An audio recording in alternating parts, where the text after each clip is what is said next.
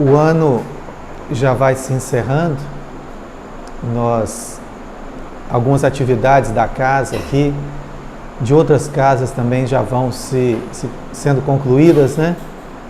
Chegam os momentos dos relatórios, das prestações de contas, das metas se foram atingidas ou não. Chega no momento de traçar outras metas para o ano seguinte e nós vamos fazendo os nossos balanços, né? E não é diferente com os nossos balanços pessoais também. Porque se eu não estou enganado, talvez a maioria de nós aqui tenha feito planos no começo do ano para esse ano realizar algumas coisas, né? E aí a gente fica pensando se nós chegamos pelo menos a concluir algumas delas. Talvez não todas, né? Mas algumas nós queremos acreditar que foram concluídas, até com mais êxito do que imaginávamos. E quando nós estávamos preparando esse tema, que nós gostaríamos de fazer aqui uma conversa, fazer um bate-papo aqui, não fazer exatamente um tema, fazer uma palestra, mas eu tenho me sentido muito bem fazendo reflexões e até trocando ideias durante a nossa fala. E quando nós estudávamos para falar sobre isso, eu estava pensando na exposição, né? Nós fazemos aqui exposições, né?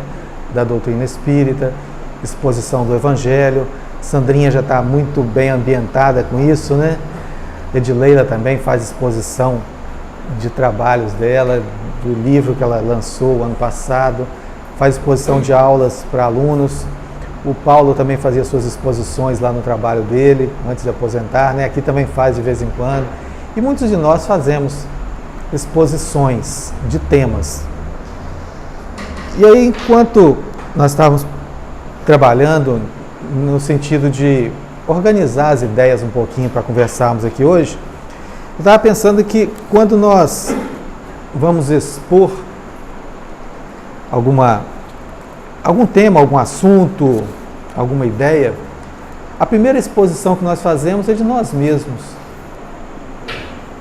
O primeiro a se expor, o primeiro a expor sou eu mesmo. Eu acabo me expondo aqui para opiniões diversas.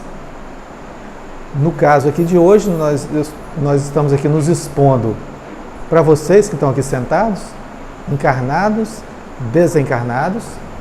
Nós estamos nos expondo para os amigos que vão nos assistir depois pela internet e nos expondo para nós mesmos, diante dos nossos conceitos que nós temos para conosco, da imagem que nós temos nossa para conosco. Nós, ao longo do tempo, nós criamos imagens nossas para nós mesmos, opiniões. Quando alguém pergunta para nós assim, o que você acha de você? Sempre nós temos uma opinião, né? Uma opinião formada. Eu sou isso, assim, eu sou uma pessoa modesta, ou eu sou uma pessoa muito irritada, ou eu sou uma pessoa assim, eu sou assado, eu sou muito perfeccionista. Às vezes, é muito engraçado que às vezes, em entrevista de emprego, né? As pessoas perguntam assim, qual um defeito você tem? Fala para mim um defeito que tem. Aí a pessoa fala assim, eu sou perfeccionista. Como assim? Como assim eu sou perfeccionista e isso é defeito? Ou isso você está falando isso porque isso é uma resposta pronta, né? Quando alguém pergunta. E aí nós vamos, nessa nossa posição de expositores do Evangelho, expositor da doutrina espírita, expositor das coisas do bem, nós acabamos formando uma imagem para as pessoas. Sem querer, nós fazemos isso. Nós passamos esse ano por uma fase atípica no Brasil. Nós estamos no mundo passando por um processo um tanto quanto de mudanças profundas e não foi diferente no Brasil também. Nós viemos há 2 anos caminhando num processo de transição política, transições ideológicas, né? Onde os ânimos se exaltaram muito, né? Pessoas que até então eram tímidas nas suas posições pessoais, nas suas convicções políticas, partidárias, ideológicas, com o advento agora das redes sociais, se engrandeceram, né? Ficaram faladoras ou escritoras, né? Deram muitas opiniões. E eu achei muito interessante que aí eu pude ver, peço até licença a vocês de passar uma experiência pessoal, eu pude ver como que a gente acaba, nessa posição que nós estamos de expositores, né, Gilberto? Nós acabamos formando opiniões das pessoas ao nosso respeito, e nem sempre são opiniões completas.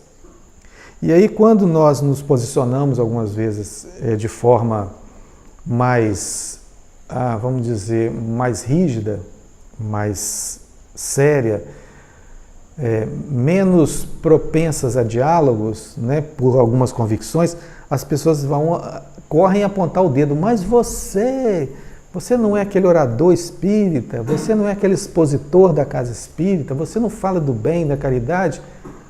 E aí eu passei por essa experiência e eu falava assim, sim, sou eu mesmo. Agora, vê o que eu falo na casa espírita e vê o que eu falo na rede social, se tem conflito, se não é a mesma coisa. E aí, por que eu estou trazendo isso aqui? Porque quando nós nos candidatamos, né, porque isso é uma candidatura que a gente faz, a trabalhar com o Evangelho, nós nos candidatamos e as instituições vão nos escolhendo para convidar, como o IE fez hoje conosco, né? Te agradeço, IE, pela honra. Quando a Sandrinha se candidatou a ser evangelizadora, né, quando o Paulo, quando o Hélio, quando todos nós aqui nos candidatamos a trabalhar nessa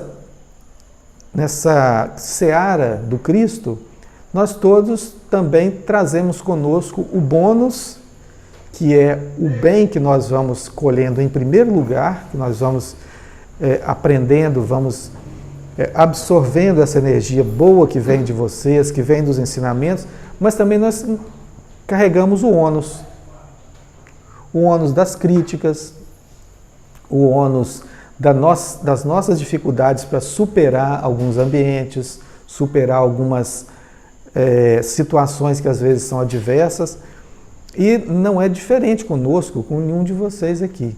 Então, quando a gente pensa na questão da exposição, nós temos essas análises a fazer assim no final de períodos como o nosso aqui, por exemplo, de dezembro. Eu me lembro que em 2004, se eu não estou enganado, já tem algum tempo, eu gostava muito de assistir as palestras do Divaldo Franco. Ainda gosto até hoje. E eu ficava assim, fascinado com a oratória dele. Ele falava muito bem, ele carreava multidões para os auditórios e falava, no mínimo ele falava para 1000 pessoas, eu achava bacana aquilo. Nossa, deve ser bom ser famoso, né? Você fica viajando, você vai para um país, vai para outro, você vai para uma cidade, conhece o Brasil inteiro.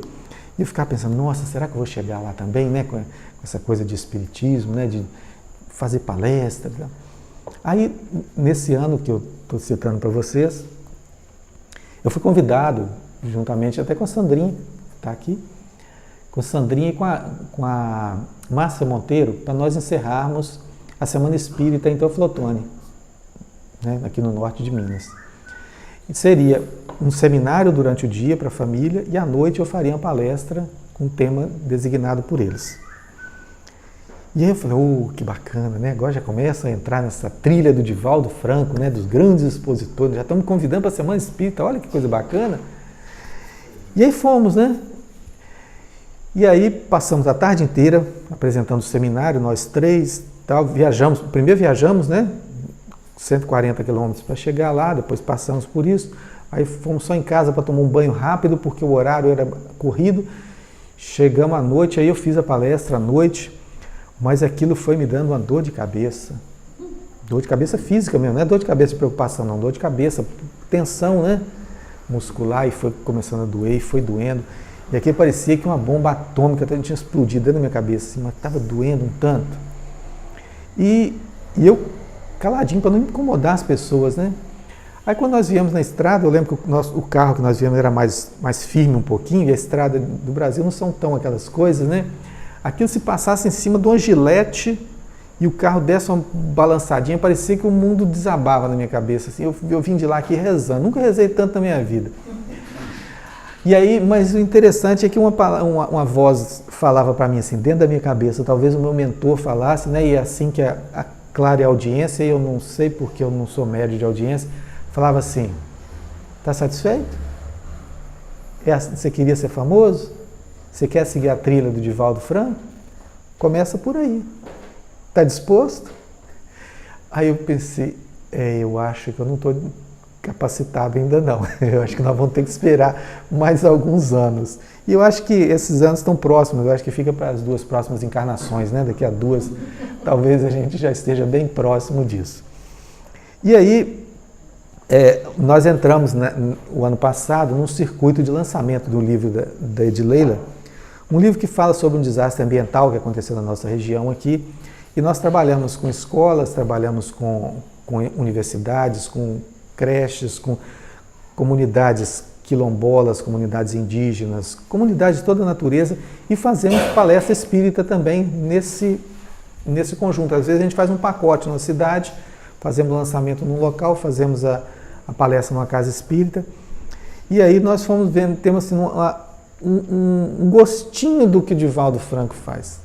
Aí a gente começou a viajar e pega a estrada e no dia seguinte chega aqui, só descansa, muda as roupas da mala e pega a estrada para outro lugar, e aí pega avião, vai para o aeroporto e sobe escada carregando mala e espera na sala de embarque e vai. Falei, Edileila, eu acho que ainda não é para essa encarnação, não. Eu acho que vai ser para a próxima. Agora a gente está fazendo um ensaio. Mas tem sido muito muito rica essa nossa experiência. Nós temos conhecido muitas casas espíritas, muitas formas de trabalhar com o espiritismo em muitas regiões. Temos visto casas assim, pequenininhas, né? Às vezes já teve local da gente falar em uma cozinha de uma casa, uma área de serviço, literalmente uma área de serviço. A pessoa adaptou uma área de serviço, o passe era feito na cozinha da casa, aí as pessoas falam assim, nossa senhora, isso está totalmente contra a doutrina, você vai fazer um passe depois de uma reunião numa cozinha, meu Deus! Eu falo assim, e qual é o problema? Qual é o problema? Será que os espíritos não têm capacidade de isolar aquilo ali por uma meia hora, uns 40 minutos, e depois reigienizar e tal, para retomar a questão da casa? O importante é fazer o processo. Imaginemos nós, se Pedro ficasse imaginando, nossa, essa casa é muito pequenininha, acho que não vai dar para fazer isso aqui, não vai dar não, porque... E começasse, né, escolher lugar para fazer, né? E aí, às vezes a gente fala em clubes, né, clubes esportivos, né, tem lá o salão de festa, que na noite anterior teve uma festa, um baile, teve um rock. Qual é o problema? A espiritualidade passa aquele esfregão espiritual, né? Esse esfregão fluídico ali, higienizou, no dia seguinte está pronto para isso. Né? E às vezes nós damos muita importância ao espaço, fazemos igual a Marta, né? Das irmãs Marta e Maria, né? Nos preocupamos com muitas coisas e esquecemos o verdadeiro sentido, né? Que a Maria, né, escolheu o melhor, a parte melhor, né? Ficou lá com Jesus. E a gente vai conhecendo essas coisas, vendo outras possibilidades, o horizonte vai ampliando. É sempre bom viajar, conhecer outros lugares, conhecer pessoas, né? Vai nos enriquecendo. E nessa noite nós nos propusemos a falar sobre esse evangelho que nós estamos levando, estamos trazendo também, porque a gente leva um evangelho e às vezes traz outro, muito mais rico, né? Muito mais engrandecido. Aconteceu numa cidade aqui do Jequitinhonha, mês passado, inclusive um fato muito interessante, Edileila, se me permite contar, que nós fomos fomos recebidos numa casa, nós fomos falar na Semana Espírita. Aí quando nós chegamos na casa, ficamos hospedados na casa de uma das dirigentes do movimento lá, e aí quando nós saímos, que pegamos a nossa bolsa, arrumamos tal, pegamos a câmera, o tripé e tal, Levamos, quando eu cheguei em casa, que eu olhei e falei, ué, Edileila, nós trouxemos o evangelho de lá mesmo, trouxemos o evangelho da casa, olha aqui. Edileila trouxe o evangelho, que ela achou que era meu, que tinha ficado em cima da mesinha no quarto onde nós ficamos, e ela literalmente trouxe o evangelho de lá. Mas aí entramos em contato, o Ulisses depois fez a gentileza de devolver lá em Belo Horizonte na semana passada, né, Ulisses? Há 2 semanas. Te agradeço, viu? Mas acontecem essas coisas e a gente vai aprendendo de forma divertida, de forma séria, porque as dificuldades são muitas que nós temos encontrado nas casas espíritas, nas famílias, né, que assistem às palestras, que conversam conosco. Nós temos temos proposto alguns formatos diferentes de reuniões espíritas, no sentido de nós fazermos uma pequena exposição e depois abrirmos uns 10 ou 15 minutos para que as pessoas possam perguntar. Porque muitos são visitantes, são de primeira vista com o Espiritismo e têm dúvidas profundas. Talvez não seja o momento de esclarecer a dúvida toda, mas a pessoa dá um start, né?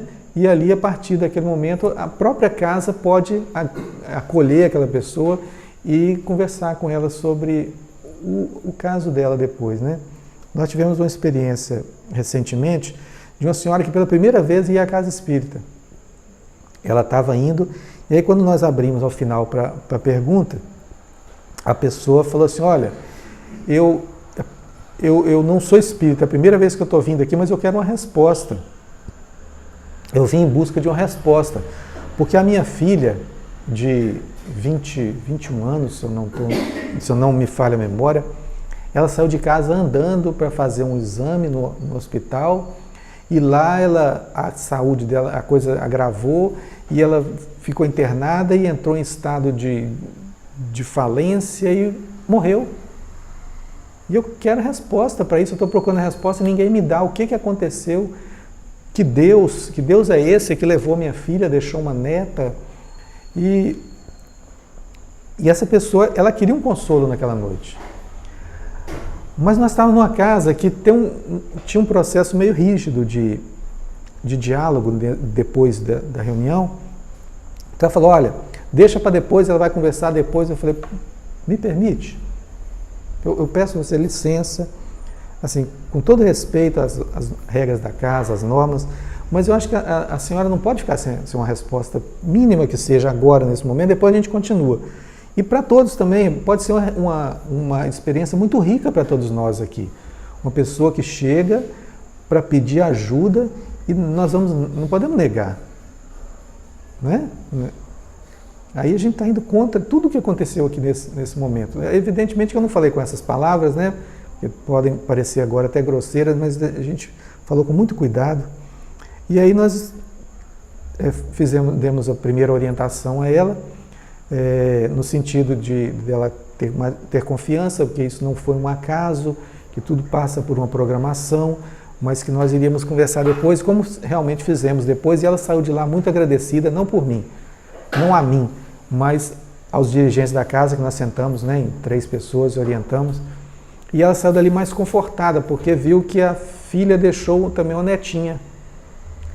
No dia do aniversário da filha, a filha desencarnou. E nós falamos com ela, olha o simbólico disso tudo. Ela, no dia que chegou, ela parte.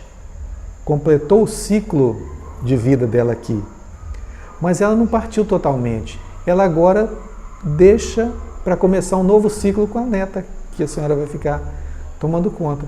Ah, mas que meu marido chora todo dia, ele sai de casa de manhã e sai à noite, e só volta à noite, e não está mais se dando bem no trabalho, e uma pessoa calada, ele era muito alegre, hoje ele está triste, não fala mais com a gente, só pensa em... Outro dia ele foi comprar uns sanduíches, comprou o mesmo sanduíche que ela comia, comprou e botou lá na mesa, igual que botava, como se ela estivesse lá. Aí foi a hora da gente falar, olha, cuida do seu marido. É ele que está precisando de ajuda, não é apenas essa dúvida que está acontecendo com a senhora. Há também uma necessidade de cuidar da família toda. Né? Aí a gente fica imaginando assim, se nós calamos essa pessoa nesse momento, a pessoa não sai dali atendida, ela não sai dali consolada, não há essa oportunidade de fazermos esse trabalho da doutrina. E como é que fica o nosso trabalho? Né? Para que eu estava ali naquele momento? Mas a pessoa saiu dali com outro aspecto. As pessoas que depois a receberam, né, que despediram dela, falaram, nossa, o que aconteceu lá dentro da sala? Ela saiu daqui assim, parecia que está mais leve. Isso foi o trabalho da espiritualidade lá dentro, que coloca na nossa boca as palavras. Evidentemente que eu não estou falando isso aqui para me exaltar, nem para falar que assim, nossa, você fez que coisa, hein? Puxa, você... Não é isso não. É porque enquanto ela relatava o caso dela lá dentro, eu estava aqui em prece. A espiritualidade ajuda, põe as palavras na minha boca aqui, que essa senhora, essa mãe precisa de ouvir. E foi assim, foi uma coisa muito bonita o trabalho lá. Então a gente passa por esses fatos, né, no nosso trabalho de exposição, onde a gente se expõe o Evangelho, e às vezes as pessoas conseguem se expor também naquilo que elas precisam, que estão buscando. Porque está todo mundo buscando alguma coisa. Todo mundo.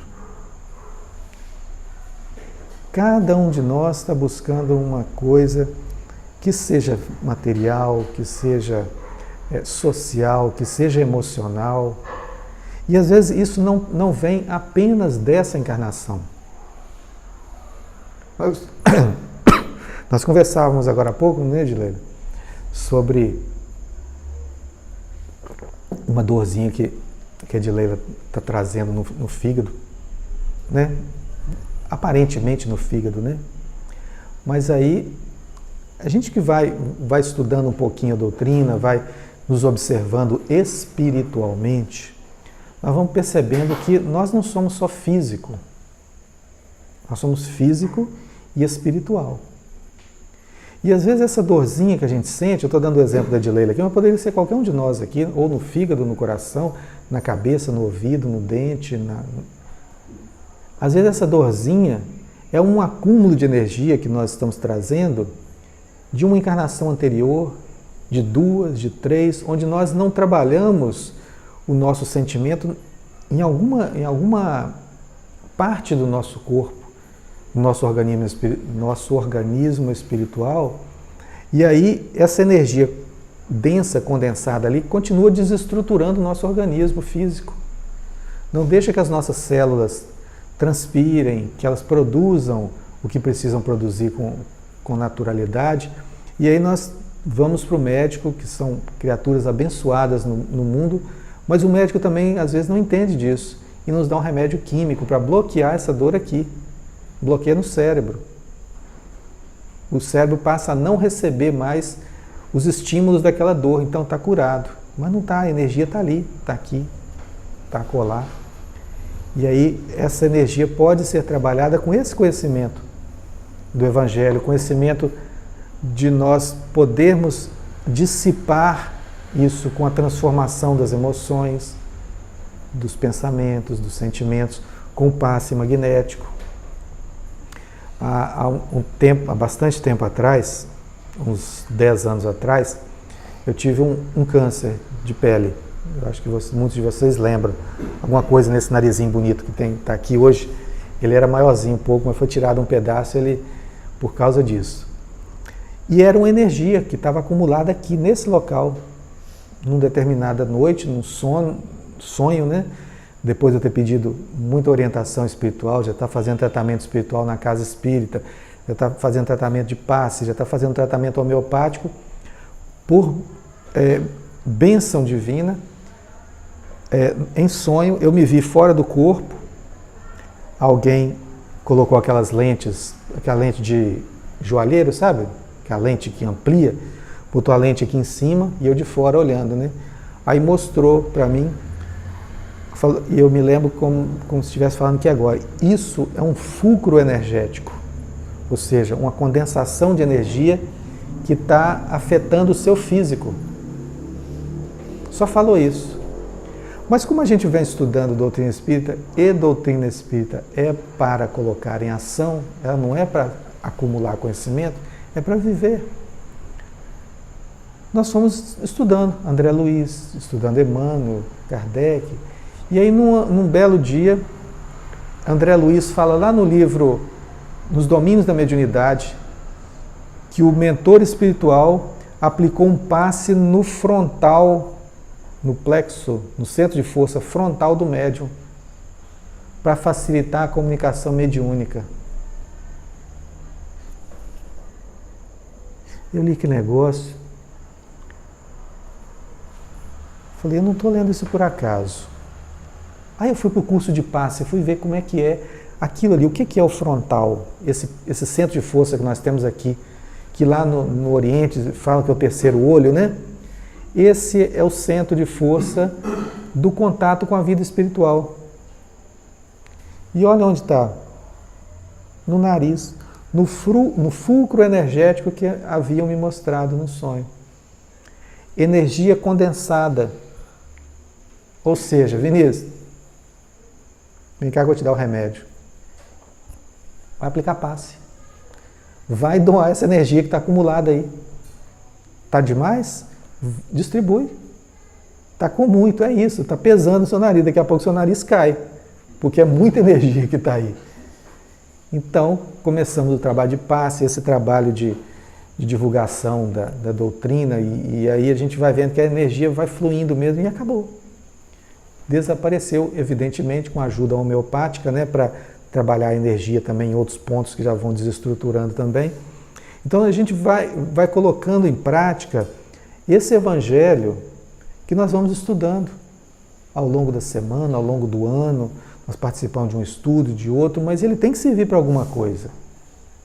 Não é que não vamos acumulando isso e vamos acumulando e juntando, daí a pouco a gente vira uma enciclopédia da doutrina ambulante e sem nada.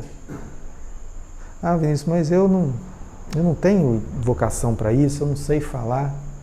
É? Você tem certeza? E quando alguém te pergunta alguma coisa na sua casa, você não responde? Quando alguém fala mal da doutrina, fala mal coloca alguma coisa diferente do que você entende, você não contra-argumenta?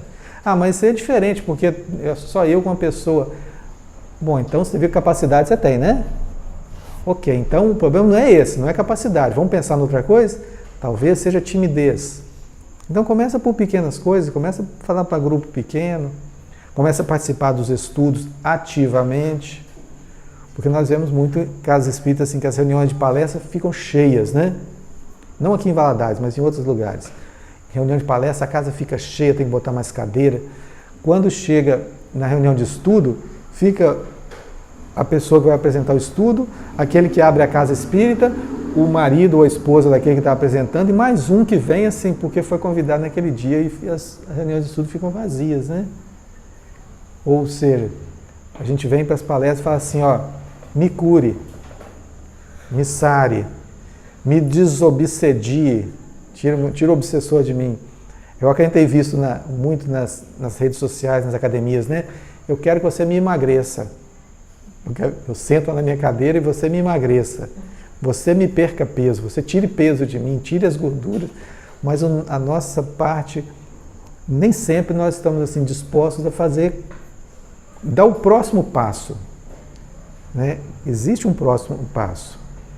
Nós chegamos aqui, nós todos, nós encarnados, desencarnados, quando eu falo assim, somos todos nós, né? Inclusive eu. Nós chegamos até aqui, dentro de um conhecimento da doutrina, dentro do conhecimento do Evangelho, já rompemos várias barreiras de preconceitos, barreiras de dificuldades mesmo, até de leitura, dificuldade de ambiente, de pessoa, relacionamento com pessoas. Chegamos até aqui. Tá bom? Já tá bom? O que eu já tenho hoje, emocionalmente, espiritualmente, já me satisfaz? Tá perfeito? Tá tranquilo? Ótimo. Se a resposta de cada um for sim, ótimo. Aí vem a outra pergunta. Será que não está na hora de dar o próximo passo? Já que nós estabilizamos, igual a gente entra no mar, né? A gente vai tateando, aí vê a onda, vem, a gente vai botando o pé na areia, pô, aqui eu estou estável, né? Aqui eu equilibrei. aí eu olho direitinho, não vem mais onda, agora é a hora de dar o próximo passo e daqui a pouco até começar a nadar, né? Então será que agora, nesse momento, nós já estamos de estabilidade emocional, de conhecimento, institucional? Será que não está na hora de darmos o próximo passo? Qual é o próximo passo, Vinícius? Alguém se perguntou isso aí? Qual é o próximo passo? E eu tenho a resposta exata para vocês. Você é que sabe. O seu próximo passo é você quem sabe. Ninguém mais.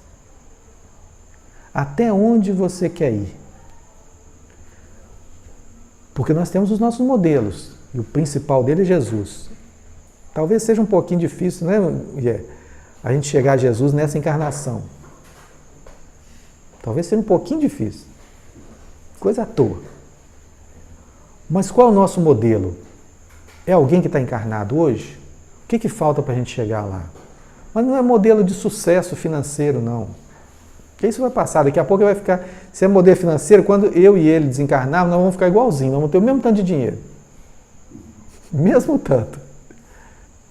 É um modelo que é moral? Vamos observar, quem sabe nós temos arcabouço já para isso. Precisa só dar mais um passozinho e às vezes quebrar algumas barreiras que nós temos emocionais, que vêm de família. Alguns de vocês conheceram meu pai aqui. Meu pai é uma pessoa fantástica. Conheceram, né? Meu pai, ele tinha uma forma assim de brincar bem nordestina de família dele. E eu me lembro que uma vez, eu já estava com 18 anos, eu peguei o violão, comecei a aprender as primeiras notas e eu comecei a estudar por aquelas revistinhas de música, né? Eu lembro que eu estava sentado na sala, assim, numa almofada, encostado, e tirando uma dificuldade, tirando as primeiras notas. Ele passou para mim, olhou assim, adianta, você não dá para isso não, rapaz. E foi embora. Eu falei, meu Deus, se eu for ouvir meu pai nesse momento, eu vou desistir de tudo. Realmente ele tinha razão, né, Sandrinha? Não aconteceu isso, não. Mas o feijão com arroz deu para sair.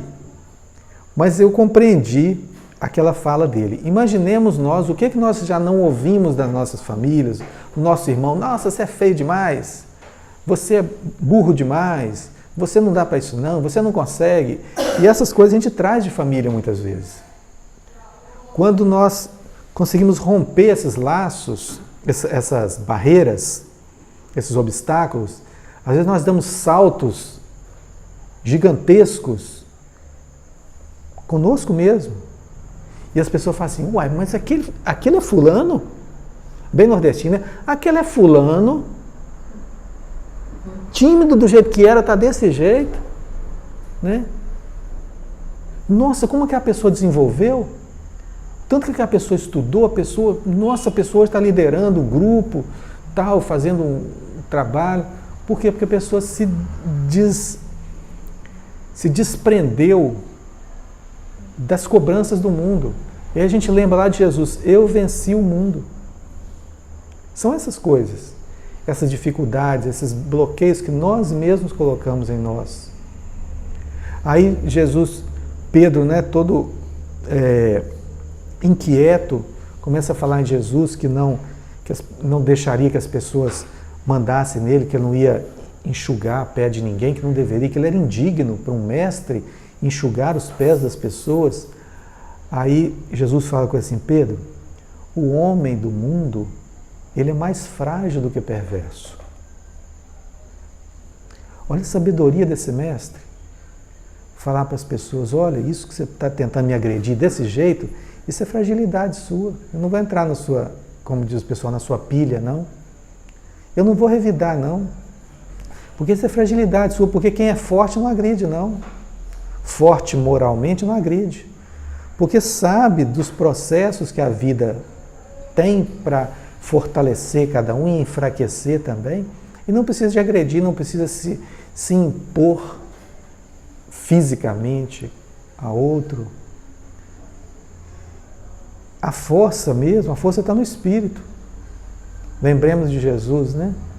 quando ele de frente lá para os poderosos, ele pergunta assim, você é o rei dos judeus, né? Eu falo assim, vós é que dizeis. E vem o guarda, o forte da história, bate em Jesus. Imagina o Cristo que estava ali, o que ele poderia fazer? Ele piscava o olho igual a Dina, Eugênio, né? Piscava o olho, aquele templo caía todo, derrubava, matava todo mundo se ele quisesse. Mas ele fala assim para o soldado, por acaso eu falei alguma coisa que não é verdade? E se eu falei, me diz o que foi. Ô Sandrinha, eu tenho impressão que naquele momento, aquele guarda quis que o chão se abrisse e ele pulasse lá dentro. E às vezes a gente passa por isso, né? Quando nós retrucamos com mais aspereza, né, as palavras das pessoas, nós conhecemos, eu e Leila conhecemos uma jovem, que nós temos contato com ela de vez em quando, é uma pessoa assim boníssima, uma pessoa cheia de talento, mas uma pessoa impulsiva, que às vezes quando ela ouve a mínima crítica ou a mínima coisa que ela tem dificuldade, ela sai batendo em todo mundo, e esperneia e tal, e aí depois ela cai em si, volta, pede desculpa, chora, é uma pessoa assim, sensível demais, mas o ser humano é isso, como dizia Jesus. O homem do mundo, o ser humano, né, é mais frágil do que perverso. A gente vê pessoas por aí falando alto, gritando, ou então sendo engraçadas todo momento, contando piadas, tudo ela brinca com o outro e critica e tal, mas vem insegurança. A insegurança para que as outras pessoas não percebam nela as dificuldades que ela tem. A luta que ela tem para se manter equilibrada, então cria aquela forma, aquele personagem, né? Que quando a dor bate, transforma ou volta ao que é o original, né? E esse é o evangelho que a gente tem procurado enxergar, porque ele está lá. Nós aqui, pelo menos eu acredito, que a gente não tenha falado aqui nesse momento nada que não estivesse dentro do evangelho. Nada do que foi vivido por Jesus com aquelas pessoas, porque somos os mesmos daquela época e nós de agora, é o ser humano. É o ser humano que busca acertar. Eu posso afirmar aqui, com muito pouco medo de errar, que vocês não conhecem ninguém que erre porque quer errar. Alguém conhece aqui alguém que erra porque quer errar? Todo mundo quer acertar, não é? E todo mundo considera que está certo. A pessoa briga de cá com a de cá, os dois brigam, estão diametralmente opostos nas opiniões. Mas esse jura que está certo e o de cá jura que está certo também. Ou seja, os dois estão certos. E aí, como diz aquele ditado popular, né? Toda história tem três lados, né? O lado de um, o lado do outro e o lado certo, né? Então, quando nós começamos a perceber essas coisas, nós começamos a ter mais capacidade de exercitar o perdão. São coisas consequentes, é uma consequência da outra. Nós começamos a compreender a vida, compreender o ser humano e compreender a possibilidade de se perdoar, sem aquele perdão de, olha, eu estou te perdoando, eu vou perdoar porque Jesus falou para eu perdoar. Ok, é uma forma também. Mas o perdão apenas do entendimento. Você pensa assim? Ok. Você tem certeza que é assim? Tenho. Você quer ouvir outra coisa? Não. Ok. Vai chegar o tempo. Nós vamos compreendendo os mecanismos da vida e vamos conseguindo transitar melhor nesse mundo de tantas diferenças. E é bom que existam as diferenças, né? Né, Sandra? Bom que aconteçam as diferenças, porque são nelas que a gente aprende. Imagina que se tivesse aqui mais 13, 14 comigo, mais 14 sentado aqui. O que tinha para aprender com você? nada, né? Não tinha nada para aprender. Se tivesse mais 14 Vinícius aqui, que Deus nos livre de guarde de acontecer isso, não tinha nada para aprender aqui, porque o Vinícius é isso. Então, a diferença é que faz essa beleza da vida, né? Essa grandeza que nós vamos desfrutando. E aí a gente chega no nosso momento agora de encerrando, né? Essa reflexão que nós fazemos é muito breve, procura ser muito leve com o que traz, porque a doutrina espírita está na vida. Não tem como nós desconectarmos, depois que conhecemos a doutrina espírita, não tem como desconectar dela para nada nessa vida. Né? Nem nessa vida, nem na outra, né? A vida espiritual. Então, vou agradecer ao IER e agradecer a vocês também por essa oportunidade de conversarmos aqui um pouquinho nesse final de ano, nesse mais esse ciclo de vida que vai se encerrando, e propondo que nós pensemos nisso. Se foi útil, né, a nossa fala aqui nessa noite, que a gente pense nessas novas possibilidades, outras possibilidades para o próximo ano. Obrigado, Gilberto, por essa oportunidade também. Obrigado a todos vocês, Sandrinha, Hélio, todos vocês, né?